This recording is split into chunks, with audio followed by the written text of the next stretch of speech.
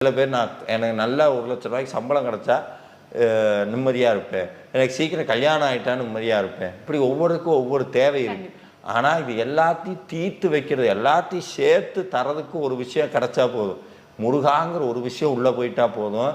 நீங்கள் கேட்குற எல்லாம் இல்லை, எல்லாம் கேட்குறத விட பல மடங்கு வாழ்க்கையில் எது தேவையோ அதெல்லாம் படிப்படியாக நடக்கும்.